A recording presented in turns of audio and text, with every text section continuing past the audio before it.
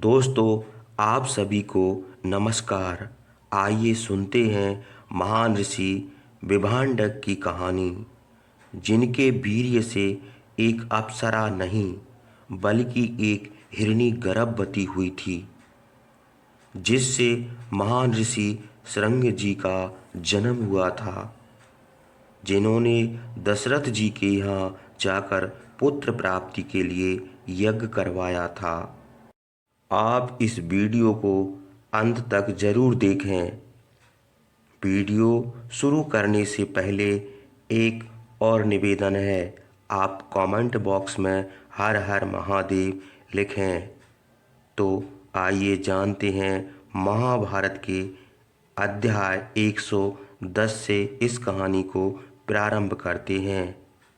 एक बार महर्षि लोमश ने राजा युधिष्ठिर को शृंगी ऋषि की कथा बताते हुए कहा कि शृंगी ऋषि का जन्म एक हिरणी के गर्भ से हुआ था और उनके पिता कश्यप मुनि के पुत्र महर्षि विभंडक थे। इतनी रोचक सी बात को सुनकर युधिष्ठिर ने लोमश ऋषि से पूछा, महर्षि, शृंगी एक मनुष्य यानी जीव एक पशु यानी जीव से समागम कैसे कर सकता है? ना तो धर्म समझ है ना ही व्यवहार, और इस संसर्ग से एक बच्चे की प्राप्ति कैसे हो सकती है? और इस प्राकृतिक संसर्ग से जन्म हुआ बच्चा एक महान ऋषि कैसे हो सकता है? कृपया मुझे इन सब बातों को विस्तार पूर्वक समझाइए। लोमश ऋषि ने युधिष्ठिर जी की पीड़ा को समझा और कथा विस्तार पूर्वक बताने लगे। उन्होंने कहा कि महर्षि कश्यप के पुत्र महर्षि विभांडक तपस्वियों में अग्रणीय थे। वे एक कुंड में रहकर घनघोर तपस्या किया करते थे। उनकी तपस्या इतनी कठिन थी कि उस समय उनके जैसा तपस्या करने वाला इस धरती पर कोई भी विद्वान नहीं था। अपनी तपस्या के प्रभाव से वे प्रजापति ब्रह्मा के समान हो गए थे। उन्होंने अपने वीर्य को अमोघ रखते हुए इस तपस्या को प्रारंभ किया और उसे लगातार बनाए रखे। उनके तेज से देवताओं के मन में जलन उत्पन्न हो गई। सभी देवता उनके तेज को अपने आगे बर्दाश्त नहीं कर सके, इसलिए उन्होंने इंद्र से इसके लिए याचना की। किसी तरह विभांडिक मुनि के तप को खंडित किया जाए।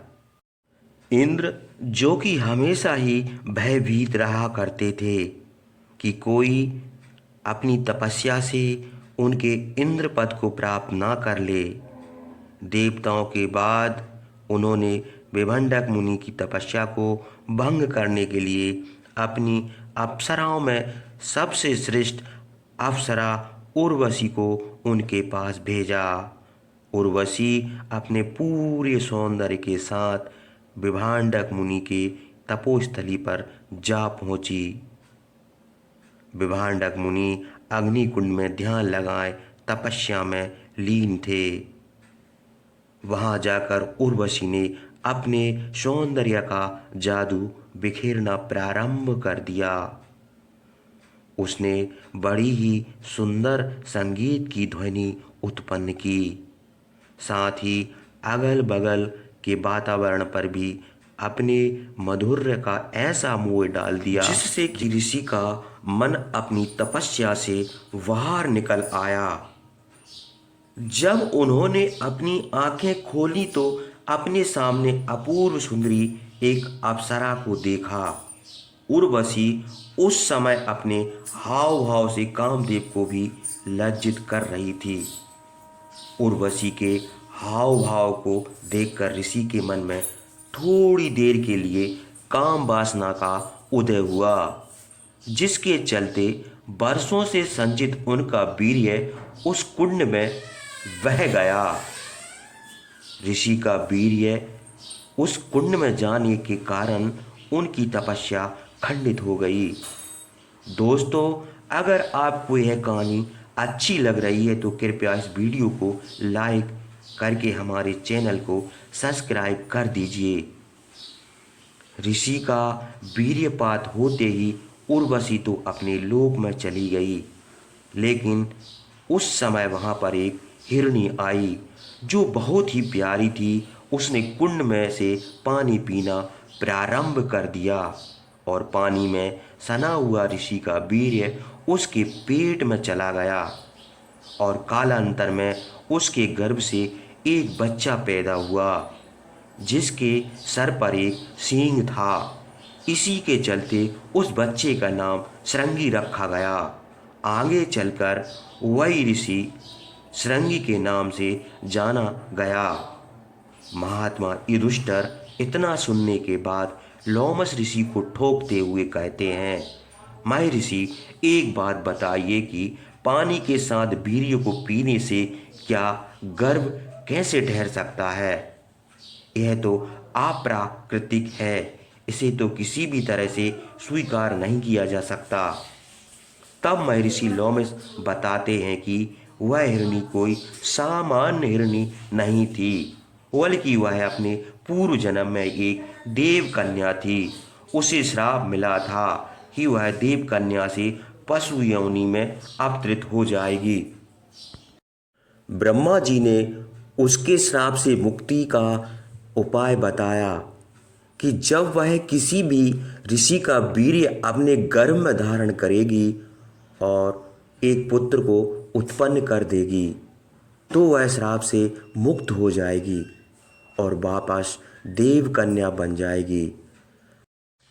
महर्षि लोमश कहते हैं कि प्रजापति की कोई भी बात कभी भी असत्य नहीं हो सकती और इसलिए उनकी वाणी को सत्य करने के लिए कभी कभी कुछ बार लौकिक चीज़ हो जाती हैं जिन्हें हम सामान्य मनुष्य अपनी मेघा में समझ नहीं सकते।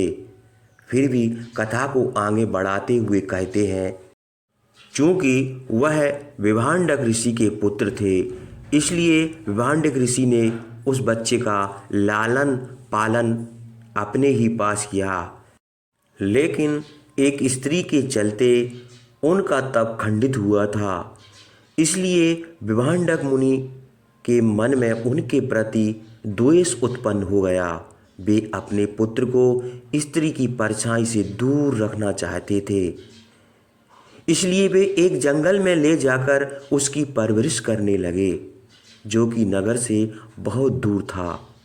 ऋषि श्रृंगी ने युवा अवस्था तक अपने पिता के अलावा किसी भी मनुष्य को नहीं देखा था और इधर विभांडक मुनि क्रोध से भरे हुए थे। उनके विरोध के कारण उस नगर में जो कि जंगल से सटा हुआ था अकाल पड़ गया। वह नगर अंग देश कहलाता था और वहाँ के राजा थे राजा रोमपाल। कहीं कहीं उन्हें रोंगपाल भी कहा जाता है। तो राजा रोमपाल के राज में अकाल पड़ जाता है और वह अकाल लंबा चलने लगता है क्योंकि विभांडक ऋषि का क्रोध शांत नहीं हो रहा था।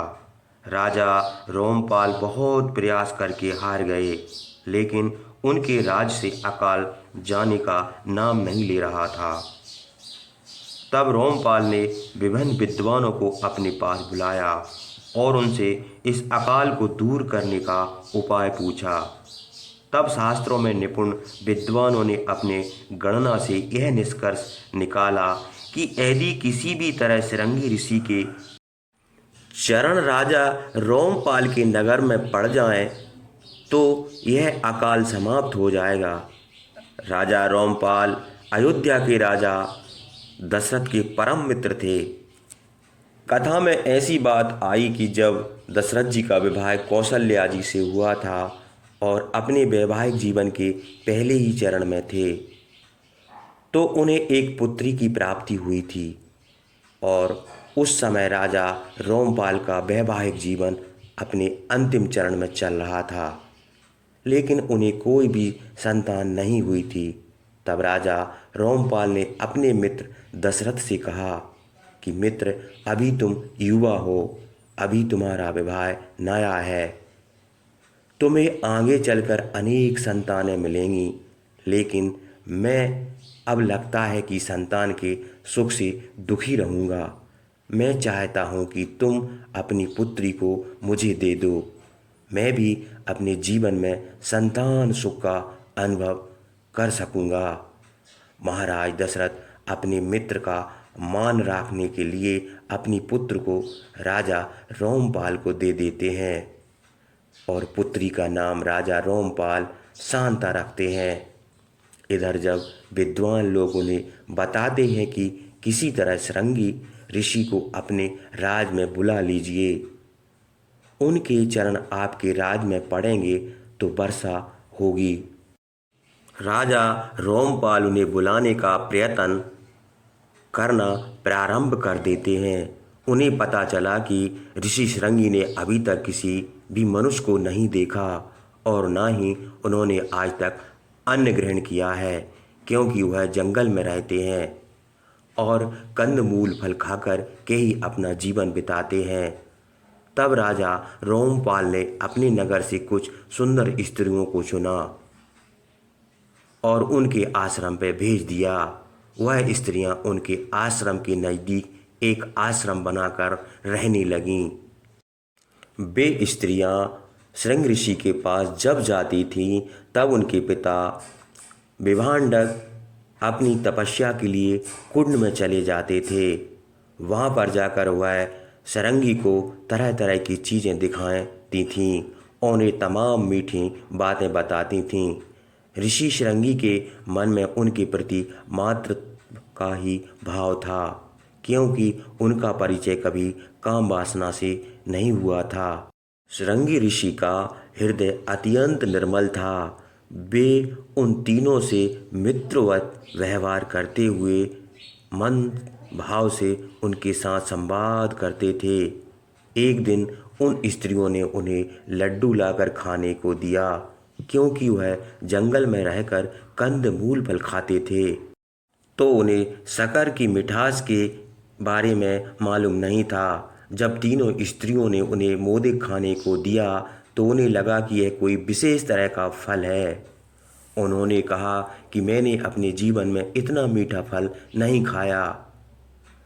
स्त्रियों ने कहा कि हमारे यहाँ ऐसे फल बहुत हैं, अगर आप चाहें तो हम अपने यहाँ आपको इन फलों को दिखा सकते हैं और भरपेट आप इनका भोग लगा सकते हैं।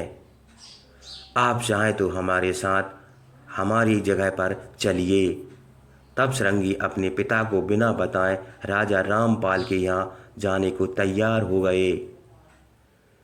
वे उन स्त्रियों के साथ रामपाल के नगर में आए।